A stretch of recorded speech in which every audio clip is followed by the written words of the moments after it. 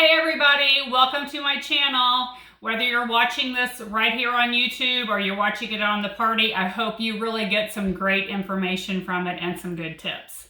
So today what I'm sharing with everyone is a great recipe to make your own homemade pizza dough, okay? I would say that everybody in every household loves pizza or will eat pizza in any way, shape, or form. I mean, they might have certain favorites that they like, but today I want to show you a great recipe with homemade pizza dough that you can make for your very own family, okay? And ingredients and some tips along the way as well.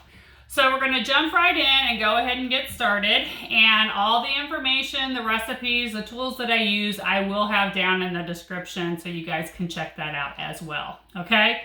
So first things first, using our batter bowl, we're going to mix our ingredients.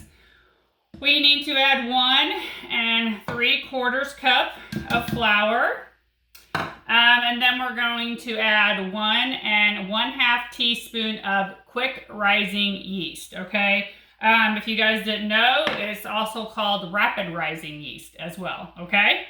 Then we're going to do 1 teaspoon salt, 1 teaspoon sugar, and those are in dry ingredients. And outside of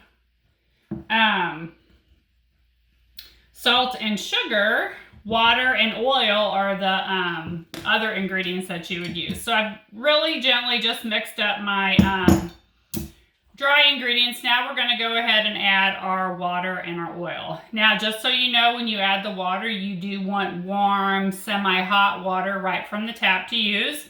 That's going to help initiate the yeast in the dough. Okay, so I did that, and I have 1 teaspoon of oil, and then we're going to mix just for a little bit to get them all together in our batter bowl, and then we're going to move to our mat, and we're going to knead for a few minutes.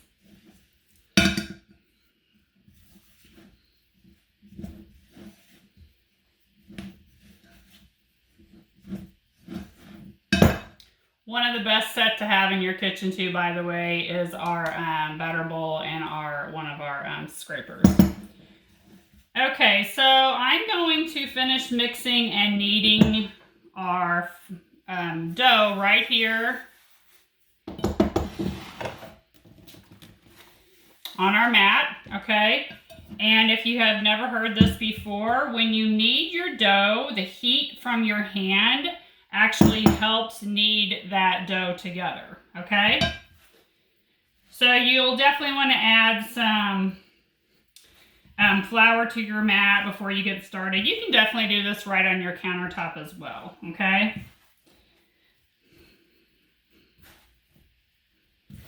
So I'm going to go ahead and knead this for about 5 to 6 minutes. And to knead, you just use the base palm of your hand and you just push in, fold it over, and that's how you knead, you guys.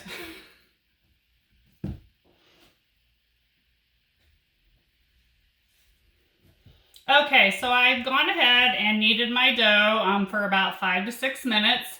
And then the next step is you can easily put it into a grease. You want to take some olive oil, using our silicone brush, and just spread oil all down the inside of your bowl. And then you can put your dough inside of that, cover it either with saran wrap or a clean towel, and you're going to let it sit for 1 hour to 2 hours until it doubles in size, okay? There's also a second thing you can do. We have our quick cooker right here, and this is our pressure cooker. If you don't have that much time or whatever, you can go ahead and put your dough into the quick cooker, and using the proof setting, it will actually rise the dough in 1 hour, okay? So stay tuned, and I'm going to show you after the dough is ready how to go ahead and stretch your dough. Okay, you guys, my dough has just finished rising in the quick cooker on the proof setting for 1 hour. So I'm getting ready to take it out, and I'm going to add it to a lightly floured mat, or you can do this right on your countertop too. All right, so there's what my dough looks like. See, it didn't take near as long as it does if you're gonna do it in the bowl. So I love that feature that we have on our quick cooker. Okay, so now we're gonna talk about how you're going to stretch your dough. So I'm going to be using our large pizza stone for our pizza. We're going to go ahead and spread it out a little bit with our hands just to get it going. And then I'm just going to transport it over to the stove.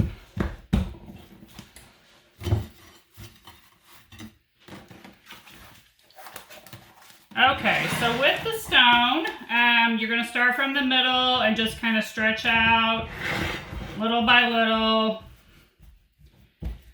for your dough. And then when you get to a point where you might need a baker's roller, just go ahead and take your baker's roller, and you can then, I always like to go from the middle to the outer edges of the pizza just to go ahead and make it our cool looking round circle, right? Our round crust. Now another technique you can use is we have a device or tool called the pizza peel. You could actually go ahead and have your pizza stone in the oven preheating. Go ahead and make your crust, stretch it out to your pizza dough to your crust on the pizza peel, and then you can actually put your toppings on, and then when your oven is preheated and you're ready, you take that pizza peel and it just slides right off onto your pizza stone, okay? So, now there's one more technique I want to show you with our pizza crust, and it's called docking. So docking is something that you would use to go ahead and pierce your pizza. So if you want fluffier, bubblier, thicker crust pizza, you're really not going to pierce it or dock it. But if you do like the thinner, crispier type of crust, then you're going to dock or pierce the crap out of it, right? So there's this tool that comes with our baker's roller, and you would use that to go ahead and just pierce to your little heart's desire your pizza crust. I typically, personally, I like to bake my crust, even if I buy it from the store, the refrigerated, or if I do it homemade. I do like to bake it at like 375 for, I don't know, 5 to 7 minutes. Bring it back out, add my toppings, and then go ahead and finish it in the oven, okay? But you don't have to do that. That's completely up to you.